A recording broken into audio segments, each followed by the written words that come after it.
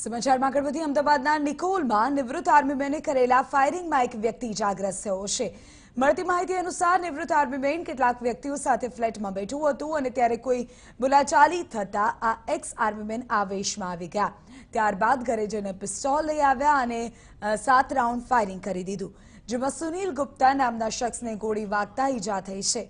આ અંગેની સ્થાનિકોએ જાણ કરતા પોલીસ સ્થળ પર દોડી આવી અને આ એક્સ આર્મીમેનને ઝડપી પાડ્યો હતો। ફાયરિંગની ઘટના ફ્લેટમાં લાગેલા સીસીટીવી કેમેરામાં કેદ થઈ છે। પોલીસે ફૂટેજીસના આધારે આગળની તપાસ હાથ ધરી છે। પહોંચતા અમે અમારી જે આરોપીને પકડવાની હતી મુહિમ સીધી હાથ પર ધરેલી અને આરોપી જલ્પેશ પનારાને તાત્કાલિક પકડી લીધેલો। જલ્પેશ પનારા છે એક નિવૃત્ત એક્સમેન છે, એના જણાવ્યા પ્રમાણે, બાકી તપાસનો વિષય છે। એક્સમેન છે એક છે સુનિલ ગુપ્તા નામના ઈસમ છે જે આજ બિલ્ડિંગમાં રહે છે, તેમને વાગેલું છે। સ્થાનિકોનું માનીએ તો જલ્પેશ પનારા નામના આ એક્સ આર્મીમેનનો ખૂબ જ ત્રાસ છે। જલ્પેશ પનારા તેમની પત્ની, માતા પિતા સાથે 3 વર્ષ પહેલા શિરોમણી એપાર્ટમેન્ટમાં રહેવા આવ્યો।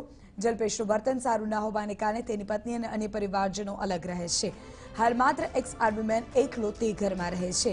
એક સાથે સ્થાનિકોનો આક્ષેપ છે કે એક્સ આર્મીમેન આસપાસના રહીશો સાથે વારંવાર ગેરવર્તન કરે છે।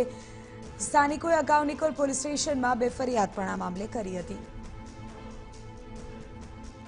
સડનલી ફાયરિંગનો અવાજ જેવો કંઈક ફટાકડા ફૂટ્યા એવો અવાજ આવ્યો, તો બહાર ગેલેરીમાંથી મેં ચેક કર્યું પણ એવો કોઈ કિસ્સો બન્યો નહોતો। તો ગેલેરીમાંથી સોસાયટીમાં અંદર આવતા હતા લોકો, તો હું પણ નીચે ઉતર્યો હતો। એ સમય દરમિયાન ઘટના બની ગઈ હતી અને સુનિલભાઈ ગુપ્તા છે એ સામેના બાકડામાં, જે તમે ધ્યાન રાખો છો, ત્યાં એમને આઈ થિંક શૂટ થયેલા હતા। તો કેટલા ટાઈમથી 3 વર્ષથી રિટાયર્ડ થયા કેડી માણસ આવ્યો છે, તાનું મગજ આવું છે, શું ખબર, દારૂના ઈસમ જ રહેશે, મારઝૂડ કરો, કોઈને હામું જોવો તો આ રીતના વિચિત્ર એક્શન કરો, સામેથી આપણને નખરા કરે, ઘસેરીને ચાલી જાય। પછી અત્યારે અમે જોયું તો ગોળીબાર કર્યો, અમે ઉપરથી દેખતા તો રહેવા દો તોય પણ મારીને ભાગી ગયો।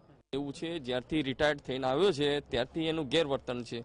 જેને બી જોવે છે એને આમ અડકતરીથી જોવે છે અને બધાની સામેથી જે રીતે આપણે એને 2 વખત નવરાત્રિના ટાઈમે, ગરબાના ટાઈમે બી એણે બૈરા સાથે આ વ્યવહાર કર્યો। એના પછી અમે પોલીસ સ્ટેશનમાં બધા ટોટલી જે સ્થાનિક લોકો છે બધા લોકો ત્યાં હાજર થયા અને બધા એ લોકો એમ કીધું કે ભાઈ હવે આ નહીં કરે, તમે એને પ્રેમથી બોલાવો। અમે પ્રેમથી બોલીએ, જ્યારે જાય ભાઈ કેમ છે જલ્પેશભાઈ,